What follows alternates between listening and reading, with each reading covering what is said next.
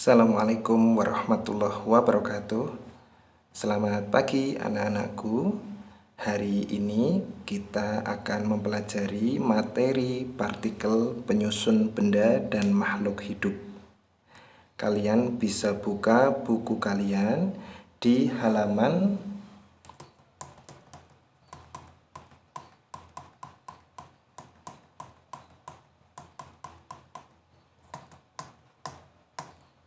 95. Nah, anak-anakku, jika kita melihat pada buku halaman 95, ada gambar seorang petani yang sedang menaburkan pupuk. Nah, salah satu pupuk yang disebar oleh petani pada tanaman adalah pupuk NPK. Ya, NPK adalah singkatan dari nitrogen, fosfor, dan kalium. Nah, tiga unsur ini sangat bermanfaat bagi hidup tumbuhan. Pada tumbuhan sendiri terdapat banyak proses yang mengubah zat kimia. Di antaranya terjadi pada daun yang kita kenal dengan proses fotosintesis. Pada proses fotosintesis, air dan karbon dioksida atau CO2 akan dirubah menjadi karbohidrat atau amilum dan oksigen atau O2. Sehingga pada kehidupan kita ternyata banyak unsur atau senyawa atau zat-zat lain yang sangat berpengaruh pada kehidupan kita. Hal ini kemudian menjadi pertanyaan bagi para ilmuwan, sebenarnya bagaimanakah bentuk terkecil dari zat-zat tersebut? Apakah atom C besarnya sama dengan atom O? Apakah glukosa besarnya sama dengan hidrogen? Ataukah karbon dioksida bentuknya apakah sama dengan air? Pertanyaan-pertanyaan inilah yang kemudian menjadi dasar bagi para ilmuwan untuk melakukan penelitian. Dari penelitian tersebut kemudian berkembang sangat luas sampai kemudian kita dapat memanfaatkan berbagai unsur dengan baik dalam berbagai bidang kehidupan. Untuk itu, mari kita pelajari materi ini dengan penuh antusias. Kita lanjutkan pada halaman 105.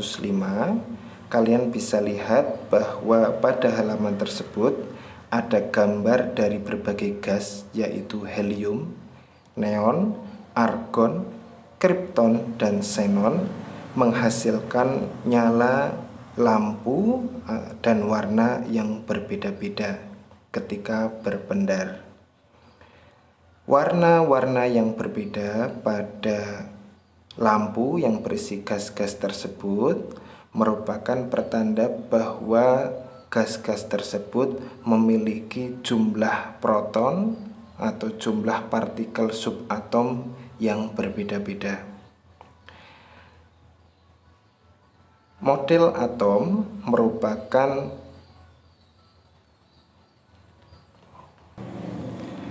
ilustrasi yang digambarkan oleh para ilmuwan untuk menggambarkan struktur dari sebuah atom atau partikel. Karena sampai sekarang belum ada alat elektronik maupun alat lain yang mampu melihat atom dalam pandangan kasat mata. Sehingga para ilmuwan membuat model untuk mempermudah pemahaman tentang partikel atau atom. Berlanjut ke halaman 107, terdapat tabel yang menyebutkan perkembangan teori atom. Atom merupakan partikel terkecil yang menyusun suatu benda. Model atom dimulai dari John Dalton yang menyebutkan bahwa atom adalah bola bejel yang bagian terkecilnya tidak dapat dibagi lagi. John Dalton terinspirasi oleh Demokritus yang menyebutkan bahwa atom merupakan bagian terkecil dari suatu benda. Namun, Dalton sudah menyebutkan bahwa setiap atom pada unsur yang sama memiliki ukuran yang sama, tetapi atom pada unsur yang berbeda memiliki ukuran yang berbeda pula. Atom dapat bergabung membentuk molekul. Yang kedua adalah model dari Joseph John Thomson yang menemukan elektron atau muatan negatif pada sebuah benda. Thomson menyebutkan bahwa atom merupakan bola bermuatan positif. Di tempat-tempat tertentu terdapat elektron-elektron yang bermuatan negatif seperti kismis dalam roti. Jika kalian bisa mengibaratkan model atom Thomson itu seperti roti kismis atau onde-onde, di mana atomnya atau bulatannya bermuatan positif, sementara wijennya atau kismisnya merupakan muatan negatif. Yang ketiga yaitu Ernest Rutherford. Rutherford menyebutkan bahwa atom berbentuk bola, di mana di tengah-tengah atom merupakan pusat massa atau pusat muatan positif.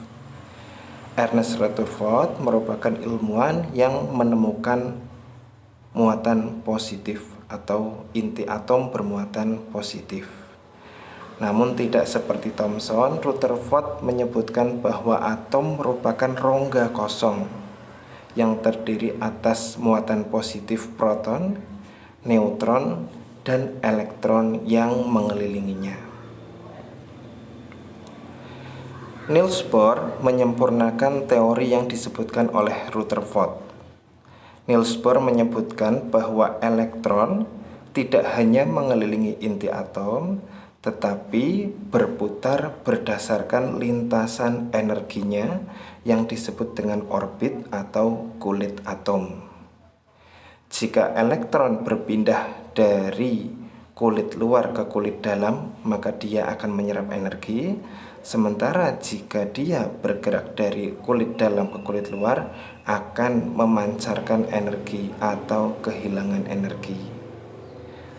Teori atom yang terakhir yaitu teori modern mekanika gelombang yang menyebutkan bahwa atom tersusun atas partikel subatom yaitu neutron, proton, dan elektron. Neutron dan proton membentuk inti yang padat yang disebut nukleus atau inti atom. Elektron bergerak di sekeliling inti dengan kecepatan hampir seperti kecepatan cahaya dan membentuk awan elektron yang disebut orbital. Pada awan elektron tersebut, posisi elektron tidak dapat ditentukan karena elektron bergerak sangat cepat. Nah, itu adalah teori-teori yang mendasari dari model atom. Nah, pada halaman 109 ada tabel diskusi tentang model atom menurut Dalton. Nah, kalian diminta menyebutkan manakah model H2O, CO2, dan CO. Nah, kalian lihat yang pertama H2O. Nah, H2 berarti atom H hidrogennya ada 2 dan oksigennya ada 1. Nah, atom oksigen sering dilambangkan dengan warna merah karena atom oksigen ini merupakan gas yang digunakan untuk pembakaran. Sehingga model H2O digambarkan pada huruf A, air ya. Kemudian yang kedua CO2 berarti C-nya 1 dan O-nya 2. C sebenarnya sering dilambangkan dengan warna hitam karena sering disebut zat arang, sementara O warna merah. Nah, gambar B menggambarkan model molekul CO2. Sementara karbon monoksida dengan satu atom C dengan satu atom O digambarkan pada huruf C.